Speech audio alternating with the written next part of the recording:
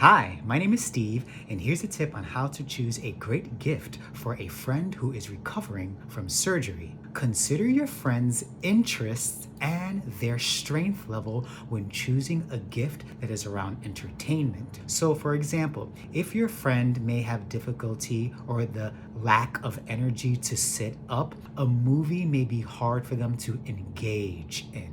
You can think of buying some sort of audio book, right? An audio book that pertains to their particular interests, to their particular genres, their favorite genres, or their favorite authors. Also, for those who can sit up, you could buy them adult coloring books. Adult coloring books are really, really good for meditation and for providing them a sense of accomplishment.